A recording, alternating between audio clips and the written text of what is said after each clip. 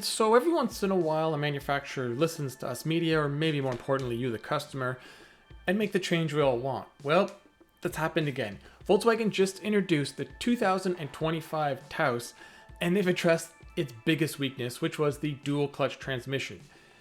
It was a bit jerky, a bit hesitant, wasn't always in the right gear, and I mean, it wasn't terrible, but it was enough to turn people off the vehicle. I mean, my family is a great example, as we were going to buy a Taos, and that was the deciding factor as to why we didn't get it. We did an 11 small SUV shootout early in the year, and the Taos came fourth, and we said if it had a regular automatic, it might have won the whole thing. Well, now it does. Starting in 2025, it will have an 8-speed automatic, pretty much like everything else in the Volkswagen family. Speaking of family, the Taos also receives styling updates to better mimic the other sibling SUVs in the Volkswagen lineup, specifically the Atlas. So up front, there's new lights, new grille, new bumper.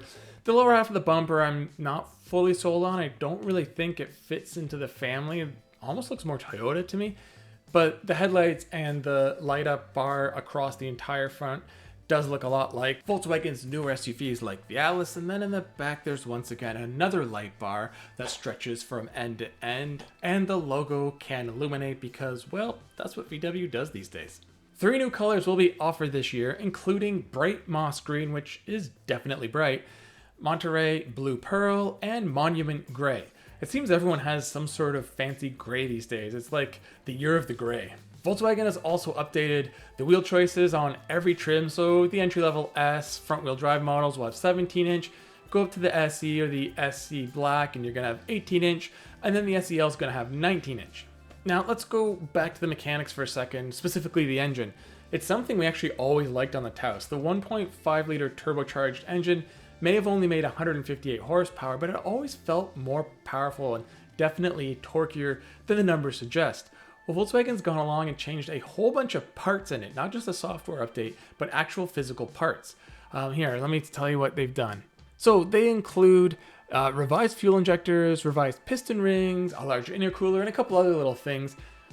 The whole point of this is the 1.5 liter turbo, it now makes 174 horsepower. So not a huge increase, just 16 horsepower. But down at that level in a vehicle this size, we're probably going to feel the difference, and an engine we already had no problem with, we'll probably like even more. So kind of like the engine, we never really had a problem with the inside. It was very conservative, but it looked upscale. I mean, maybe a little boring.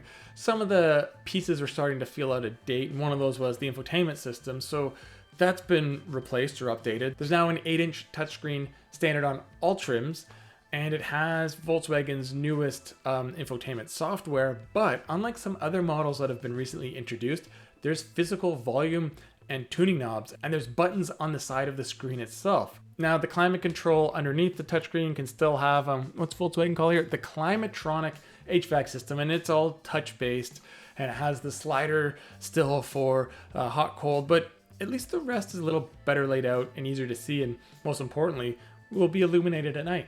Other new bits inside include the dash itself, it's new, and some other materials and colors are new. Now, when it comes to the seats, the S is going to have a two-tone black and gray cloth. The SE is going to get the Cloud Text and cloth combination seats, and then the SEL gets leather seats. The cool thing about those leather seats is there's apparently a new dark blue color that is optional on the SEL. So yeah, modern car, lots of safety features. It has Volkswagen's IQ Drive standard on all trims, which is nice, and that includes all the usual things like semi-autonomous driving, adaptive cruise control, emergency braking, lane keep assist, rear cross traffic alert, just the standard active safety features that you expect in a car in 2025. So let's look at this updated Taos as a total package. Well, as I said, I've always quite liked the vehicle, and the dual clutch transmission to me wasn't that bad because if you want to put it in the sport mode, it was actually kind of fun, but I could see most customers not wanting to live with it. And I think putting the 8-speed in is a big step in the right direction. Having sampled it in vehicles like the Tiguan and most recently the Jetta, I think it was an update there, just like I feel it will be here. The 8-speed that Volkswagen uses is quite a good unit.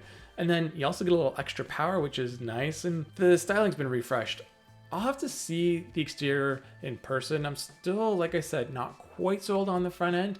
but I like what they did with the rear end and I like the interior. So Volkswagen says the 2025 Taos should be on sale before the end of this year, which is only a couple months away, so that's pretty soon. And pricing will be announced closer to the official on sale date. Now, I expect the pricing will go up.